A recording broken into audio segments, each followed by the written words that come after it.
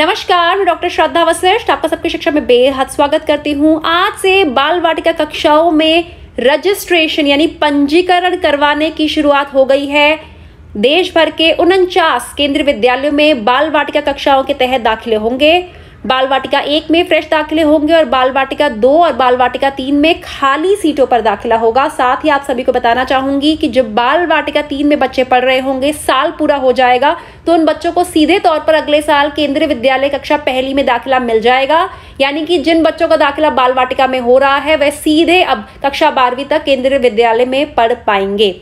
अब आपको जल्दी से दिखा देती हूँ एक नोटिफिकेशन जो कि फरीदाबाद केंद्रीय विद्यालय ने जारी करी है। केंद्रीय विद्यालय क्रमांक 3 फरीदाबाद ने यह नोटिफिकेशन जारी करी है। इस प्रकार की नोटिफिकेशन आप घर के नज़दीकी जो भी केंद्रीय विद्यालय है जहां पर बाल वाटिका कक्षाओं को पढ़ाया जा रहा है उनकी वेबसाइट पर देख सकते हैं। देखिए लिखा है केंद्रीय विद्यालय क्रमांक 3 फरीदाबाद में सत्र 2023-24 के उपरोक्त कक्षा में प्रवेश हेतु उपरोक्त यानी कि बाल वाटिका 1 में प्रवेश हेतु पंजीकरण के लिए आवेदन ऑफलाइन आमंत्रित किए गए हैं।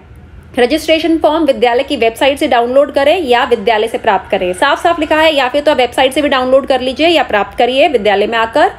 जो बच्चे की आयु है 31 मार्च को 3 से 4 वर्ष के बीच होनी चाहिए। 3 से 4 वर्ष ना बड़ा कंफ्यूज करता है, तो आप साफ साफ समझिए 31 मार्च 2023 को बच्चे की उम्र 3 साल होनी चाहिए। और पंजीकरण के लिए जो उन्होंने समय दिया है कि इतने से इतने समय में ही बाल वाटिका कक्षाओं के दाखिले संबंधित आप यहाँ पर आइए। तो पंजीकरण की आरंभ है 3 अप्रैल से सुबह 9 बजे से दोपहर 12 बजे तक, यानी कि 3 अप्रैल से 9 बजे सुबह से दोपहर 12 बजे तक आप आकर यहाँ से फॉर्म ले सकते हैं। और पंजीकरण की अंतिम तिथि है 12 अप्रैल साढ़े 2 बजे तक। 12 अप्रैल को 2 बजे तक यहाँ की पंजीकरण की तिथि है। यानी कि आम दिनों में यह 9 से 12 बजे के बीच में आपको फॉर्म लेंगे या आपको देंगे। और पंजीकरण की जो अंतिम तिथि होगी 12 अप्रैल को दोपहर 2 बजे तक। और बाकी अधिक जानकारी के लिए यह आपके केंद्रीय विद्यालय इन्होंने वेबसाइट दी है, आप वह देख सकते हैं। तो इस नोटिफिकेशन से एक बात तो साफ हो गई है कि इन्होंने कहा है कि बाल वाटिका 1 के लिए फॉर्म भरे, 2 और 3 में खाली सीटें नहीं है, इसीलिए उन्होंने बाल वाटिका 2 और बाल वाटिका 3 की खाली सीटों की जानकारी नहीं दी है। अब आप में से बहुत से लोग सोच रहे होंगे कि बाल वाटिका का फॉर्म कैसे होगा। जल्दी से मैं आपको वह भी दिखा देती हूँ। ऐसा होगा बाल वाटिका का फॉर्म, जल्दी से बताती हूँ। ऊपर लिखा है पंजी, देखिए यहाँ पे केंद्रीय विद्यालय का नाम लिखा होगा, केंद्रीय विद्यालय नंबर 3 NH जो भी है 4 फरीदाबाद। यहाँ पर पंजीकरण संख्या, यहाँ पे आपको कुछ नहीं भरना होगा। या बच्चे की आप पासपोर्ट साइज यहाँ पे फोटो लगाएंगे। शुरुआत में पंजीकरण के लिए रजिस्ट्रेशन के लिए आप किस कक्षा में करवाना चाहते हैं, बाल वाटिका 1 में आप लिख देंगे। अगला है विद्यार्थी का पूरा नाम स्पष्ट शब्दों में, name of child in capital letters, बच्चे का नाम लिख देंगे। फिर बच्चे का लिंग लिखेंगे, अगर मेल है तो मेल में, पुरुष है तो लड़का है तो लड़के में टिक करें, लड़की है तो लड़की में, और तृतीय लिंग है तो तृतीय लिंग में। बच्चे की फिर जन्म तिथि लिखनी होगी, दिन माह साल, देखिए दिन माह साल, और दिन 2 डब्बे हैं, माह के लिए 2 डब्बे हैं, साल के लिए 4 हैं। फिर शब्दों में लिखनी है, जैसे कि मेरा बच्चा है 15 अप्रैल 2015 माफ कीजिएगा 22 अप्रैल 2015 का मेरे बच्चे की जन्म तिथि है अगर, तो आप ऐसे लिखेंगे 22 अप्रैल 2015। और उसकी उम्र कितनी होगी 31 मार्च 2023 को, तो आप वह भी लिखेंगे, उसका हिसाब लगाएंगे कितने वर्ष, कितने महीने, कितने दिन। फिर बच्चे का यहाँ पर ब्लड ग्रुप लिखेंगे RH फैक्टर के साथ, A पॉजिटिव B पॉजिटिव जो भी है। बच्चे का आधार कार्ड लिखेंगे।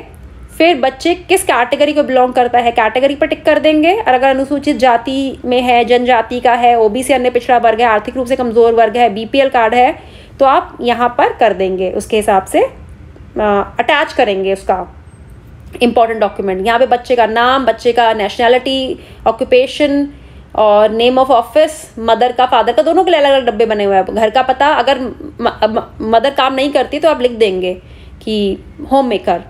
और एड्रेस कैसे भरेंगे, ईमेल आईडी, कितना दूर है घर से केंद्रीय विद्यालय। ये इसलिए पूछ रहे हैं क्योंकि बाल वाटिका कक्षाओं में अगर RT के माध्यम से दाखिले होंगे तो शहरी क्षेत्र में 5 किलोमीटर से कम दूरी होनी चाहिए घर की, और ग्रामीण क्षेत्रों में 8 किलोमीटर से कम होनी चाहिए। केवल RT के माध्यम से ही ऐसा होता है, दाखिले के लिए यह नियम लागू होता है। और बेसिक पे, नंबर ऑफ ट्रांसफर्स, माता पिता की श्रेणी, कैटेगरी ऑफ पेरेंट्स, कर्मचारी कोड भर देंगे। और यहाँ पे लिखा है कि विद्यालय की आवास की दूरी कितनी है के लिए माता पिता अभिभावक शपथ पत्र मान्य है, यानी कि आवास प्रमाण पत्र देना जरूरी है। ट्रांसफर्स के लिए भी डिटेल देनी होगी आपको। अगर हैं आपके बहुत सारे transfer, parents central government employee हैं या स्टेट गवर्नमेंट एम्प्लॉई हैं, जो भी ऐसी स्थिति में है, autonomous body of state government है, तो उसमें उसकी जानकारी अभिभावक में से किसी एक के सिग्नेचर और या नीचे एक्नॉलेजमेंट स्कूल वाले भर देंगे। सर्विस कैटेगरी संबंधित हमें यहाँ जानकारी इस प्रकार से भरी जाएगी और नंबर ऑफ ट्रांसफ़र संबंधित ये जानकारी भरी जाएगी। अगर आप पे लागू नहीं करती तो नहीं लागू होता ये सर्विस कैटेगरी और ये सेवा प्रमाण पत्र और ये नंबर ऑफ ट्रांसफर्स, तो आप इसे छोड़ दीजिएगा अगर आप पे लागू नहीं होती। तो बहुत ही आसान तरीके से हम फॉर्म भर पाएंगे। फिर भी मैं कोशिश करूंगी कि फॉर्म भरने पर एक और वीडियो आपके लिए लेकर आऊं ताकि आपको अच्छे तरीके से समझ आ जाए कि फॉर्म को, बाल वाटिका कक्षाओं के फॉर्म को कैसे भरना है।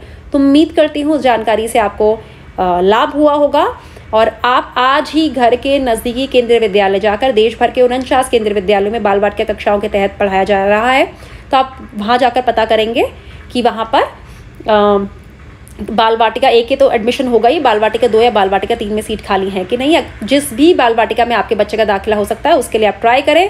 केवल 49 बाल वाटिका में ही बाल वाटिका कक्षा जो जिन केंद्रीय विद्यालयों में है जहाँ बाल वाटिका कक्षाओं को पढ़ाया जा रहा है, केवल 49 केंद्रीय विद्यालयों में ही दाखिला प्रक्रिया की शुरुआत आज से हो रही है। तो उम्मीद करती हूँ जानकारी से आपको लाभ होगा। मुझे डॉक्टर श्रद्धा वशिष्ठ को इजाजत दीजिए। नमस्कार।